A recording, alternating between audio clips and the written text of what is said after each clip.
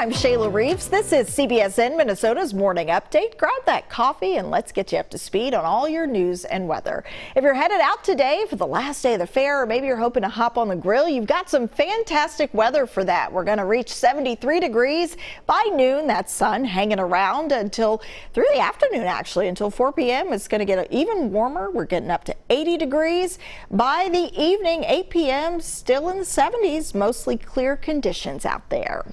So if you are fortunate enough to be off this Labor Day, why not curl up with a good book? Today is National Read a Book Day, a good time to pick up a new book or read an old favorite. So this morning we want to know, have you had any good reads lately? What are your favorite books? What is your favorite book you've read recently? Those watching on Facebook, leave a comment here. We'll read through a few of those in just a moment. Of course, it's the last day of the Minnesota State Fair. You could score some great bargains if you're heading out to the fair today. Many vendors are offering last day deals before packing up. 2 years ago, the Sunday and Monday of Labor Day weekend saw record crowds. We won't see those numbers if trends continue, but overall attendance has cracked the 1 million mark.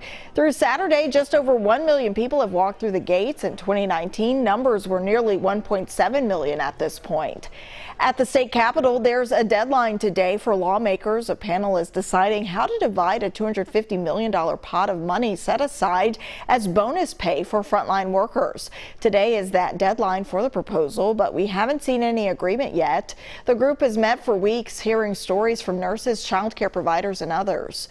Number 2, an end to jobless benefits for millions of Americans. Several federal unemployment programs are expiring, including the extra weekly $300 compensation. That cuts off about 7.5 million people from help, including thousands of Minnesotans. This week will mark the first day of school for many Minnesota children. A few districts around the state have already started classes, and for some, they've been dealing with COVID-19. It's been a little tough. Albert Lee wrapped up its second week of school, and there are already 66 positive COVID cases in the district. That's up from 36 the week before, and 290 children are quarantining because they have been exposed. St. Paul Public Schools start Thursday. The district has imposed one of the few vaccine mandates in the state for teachers and staff. Staff who don't get the vaccine will have to be tested regularly. School officials say they're offering on-site testing. St. Paul School Superintendent Joe Gothard was a guest on WCCO Sunday Morning with Esme Murphy. Have you gotten any pushback? No, I think it's something we've been discussing, the plausibility of doing it, the possibility of doing it. And no, I think people expected this. Of course, we had a lot of folks supporting it. So I think that, brought us some, some good feedback in terms of the steps that we were going to take. But this is all about keeping our community safe and keeping our doors open. St. Paul's rules for staff start October the 15th. There will also be a mask mandate for all students in the district. A group of Minnesota parents are suing the state and Governor Tim Walz because there is not a statewide school mask mandate. They're hoping the court will order Walz to enforce one. Their argument is that schools are unsafe without mask mandates, which would put the governor in violation of the state's constitution requirement to provide an adequate education. The attorney representing the parents says with many schools starting this week, time is of the essence.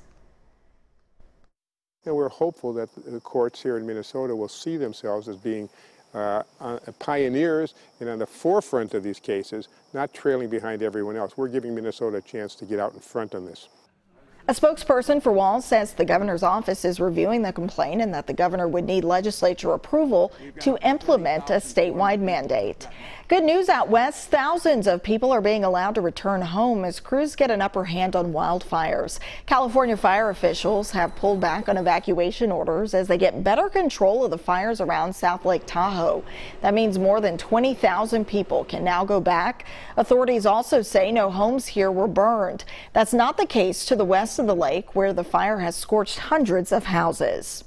One of the most important holidays for Jewish people begins on sundown tonight. On Rosh Hashanah, Jewish communities around the world celebrate the world's birth and commemorate the creation of humankind.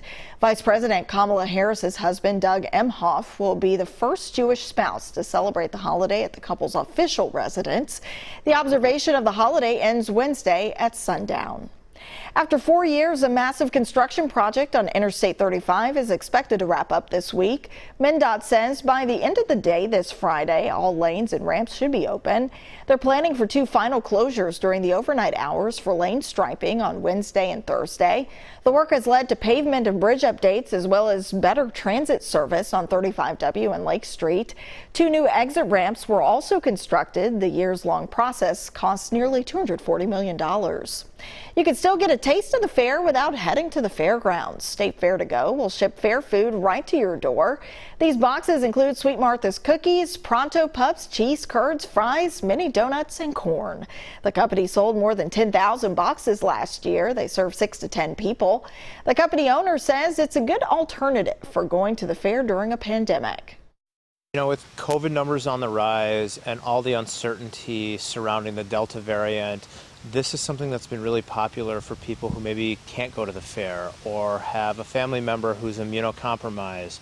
We're selling a lot of them to folks who are sending them to their parents who maybe live out of state or can't attend the fair. These boxes are sold year-round and food stays cool for 5 days. Overnight shipping is available to all 50 states. If you want to check out the boxes for yourself, we have a link at wcco.com/links. The finalists are in for the funniest wildlife photos of the year. These pictures are sure to make anyone smile. Lots of variety among the 42 finalists, from a few Animal Kingdom dance-offs to some animals that look like they're straight up over this year. The images come from all over the world. 7,000 were submitted. You can vote for your favorite right now online by visiting comedywildlifephoto.com. I want to take you back to today's talker. It's National Read a Book Day, so we wanted to know what you've been reading lately. Let's see what you're saying out there. Tamara saying Untamed by Glennon Doyle is incredible. Sounds like a fantastic read. We've got Susan here with the love songs of W.E.B. Du Bois. Wonderful. We've got Eric here. The best book I've read this year is Films of Endearment, the story of a mother and son who spent a year watching their favorite 80s movies centered on female protagonists. Brought back a lot of memories. Then we have Carrie here saying Drive by Neil Shusterman.